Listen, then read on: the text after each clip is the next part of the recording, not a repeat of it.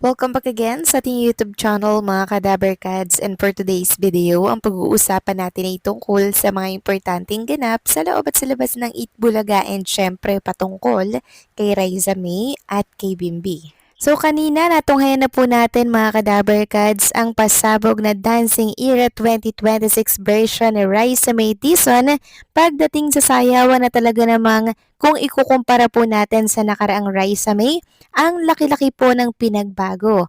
Talagang pinaghandaan daw po ito ni Raisa May Dizon.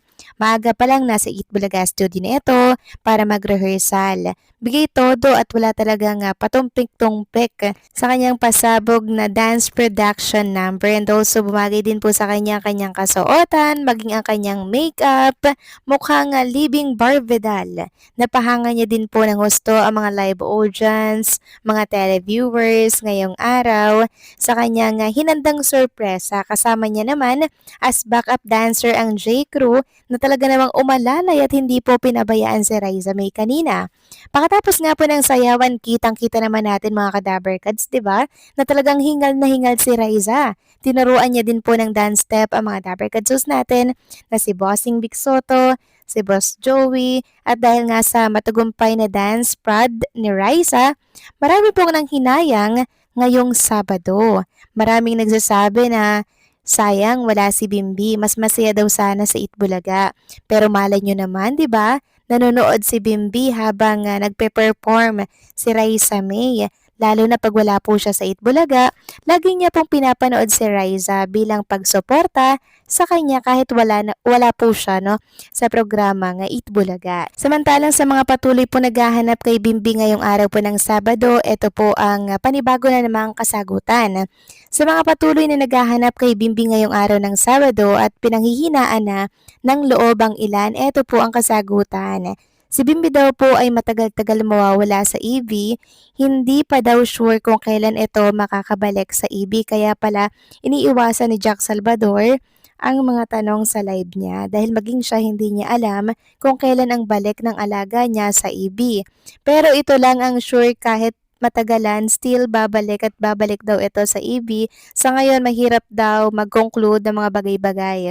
Support pa din daw ang EB kahit walang Bimbi, at sa nagsasabi daw na tapos na ang contract ni Bim, wala daw itong contract sa EB talaga.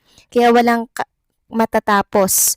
Yan daw ang malinaw, kaya wait na lang daw natin ang pagbabalik niya sa Itbulaga. So yun pala mga Kadaberkads, wala pong kasiguraduhan, wala pong katiyakan kung kailan ba ito magbabalik. Pero ang importante dito is binigyan tayo ng pangahawakan na still babalik at babalik siya sa Itbulaga. Sa ngayon, kinakailangan lang po talaga ng 24/7 na tutukan ang kanyang Mommy Chris, kaya hindi po talaga siya makapag-Itbulaga at sana'y maunawaan po natin yan.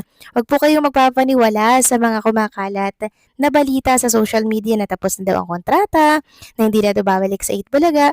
Dahil sa totoo lang, tayo lang po ang gumagawa po ng multo na ikakatakot po natin. Be positive lang at support Itbulaga kahit wala po si Bimbi. At alalahanin natin na andyan pa rin naman po si Raisa May. At kanina marami din pong nakapansin sa mata ni Raisa na mugto daw po ang mga mata nito. Kung umiyak daw ba itong si Raisa. Marahil napuyat lang din po mga Kadaberkads, or pwede ring pinuyat ni Bimbi, 'di ba? Dahil sa video call habang si Raisa May ay kausap po niya, 'di ba? Pwedeng ganon.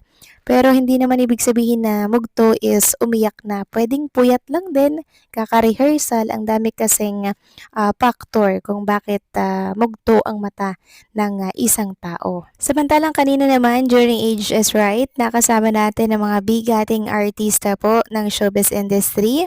Andyan po si Janice de Belen, si Pepe Herrera na kung saan ay nakaduet po ni Raisa May Dizon. So maging sa kantahan po mga Kadaberkads, bigay todo po si Raisa May. So hindi lang siya magaling sumayaw, magaling din siya kumanta. Sabi nga ni Bossing Vic Soto, pinakyaw na po ni Raisa May Dizon ang lahat ng talent. Sa kantang ito ni Raisa, tila nga naman daw iniaalay ni Raisa ang kantang ito para po kay Bimbi na matagal na pong wala sa Itbulaga. And syempre present din po si Miss Gladys Reyes na naka-eksena naman po ni Ian Red. So nakita natin natin dito na mahusay talaga si Ian Reden makipag-aktingan sa mga mahuhusay pong artista. Umeksena na din po si Pepe Herrera at maging si Janice De Belen. Napapalakpak nga po sila Bossing Vic Soto at ang mga studio audience sa husay na pinakita po nila. Pero ito ay aktingan lang po talaga dahil after po ng aktingan, niyakap po nila isa-isa itong si Ian Red. At alam ko tawang-tawa din po kayo mga kadaberkads lalo na po nang tinanggal yung wig nitong si Ian Red.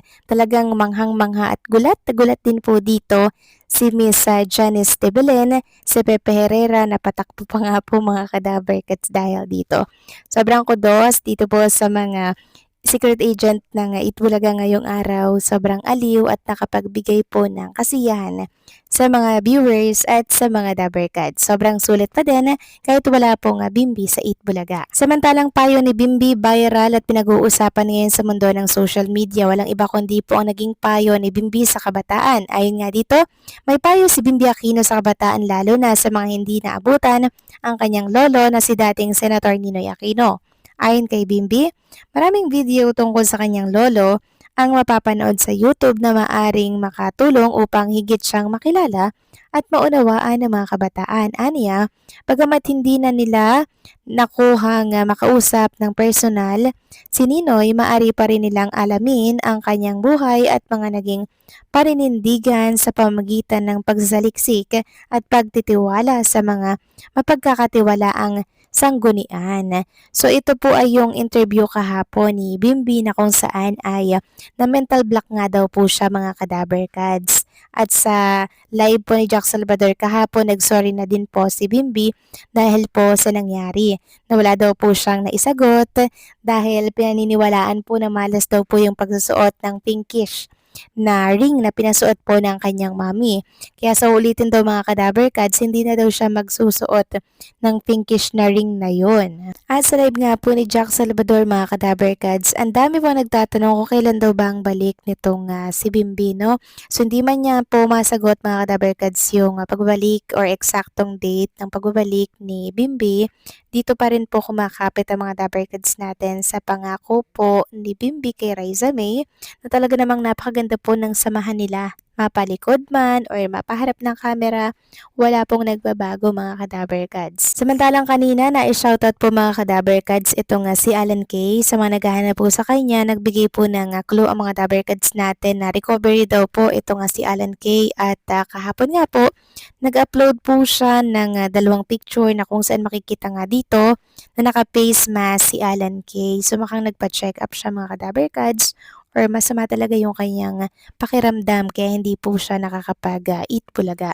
Pero kayo mag-alala dahil recovery na po, nagpapagaling si Alan Kay at by next week makikita at makakasama na doon natin siya sa programang Eat Bulaga ay yan sa mga Eat Bulaga host natin. So paano mga kadaberkads, hanggang dito na lang po ang update natin at maraming salamat sa inyong patuloy na pagsuporta.